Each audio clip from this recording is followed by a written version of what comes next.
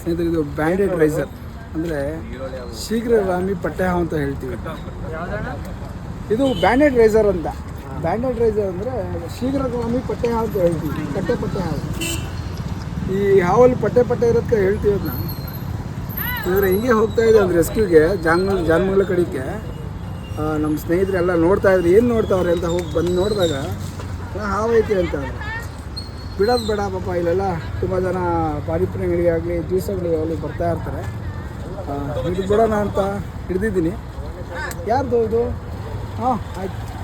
ನಿಮ್ದೇನಾ ಇದು? ಹಾಂ, ನಿಮ್ದೇನಾ? ಏನು ನಿಮ್ಮ ಹೆಸರು? ಕಿರಣ್.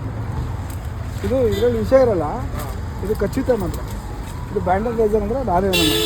ಹಾಂ, ಸರಿ ಅಂದರೆ ಇದು ನಮ್ಮ ಜೈಪುರ ಒಂದು ಸರ್ಕಲ್ ಇದೆ.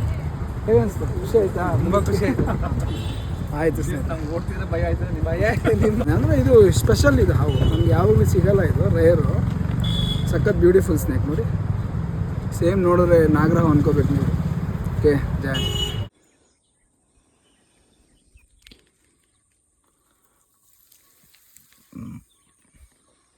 ಸ್ನೇಹಿತರೆ, ಬ್ಯಾಂಡೆಡ್ ರೈಸರ್ ಹೇಳಿದ್ನಲ್ಲ, ಅಲ್ಲೇ ನಿಮಗೆ ಹೋಗೋ ದಾರಿಯಲ್ಲಿ ಪಾಪ ಯಾವುದೋ ಹೋಟ್ಲಲ್ಲಿ ತುಂಬ ಹುಡುಕ್ತಾಯಿದ್ರು, ಅಲ್ಲಿಂದ ಸಂರಕ್ಷಣೆ ಮಾಡಿದ್ದು. ಇದು ನನಗೆ ಯಾವಾಗಲೂ ಸಿಗೋಲ್ಲ, ರೇರ್ ಅಂತ ಅಂದ್ಕೊಳ್ಳಿ. ಅಪರೂಪದ ಹಾವಿದ್ದು. ನನಗೆ ಹಿಡ್ದಿದ್ರೆ ಒಂದು 3 ರಿಂದ 4 ಹಿಡ್ದಿರ್ತೀನಿ.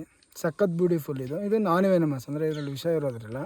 ಇದು ನೋಡಿದ ಕೂಡಲೇ ಸೇಮ್ ನಾಗರಾವ್ ಥರ ಕಾಣಿಸುತ್ತೆ. ಆದಷ್ಟು ಯಾವುದೇ ಹಾವಾಗಿರಲಿ, ಹಾವು ಬಗ್ಗೆ ತಿಳಿದೇ ಇದ್ದರೆ ನಿಮಗೆ ಹಾವು ವಿಚಾರಕ್ಕೆ ಹೋಗ್ಬೇಡಿ. ಸೇಫಾಗಿರಿ, ಹುಷಾರಾಗಿರಿ. ಜಯ ಆಂಜನೇಯ.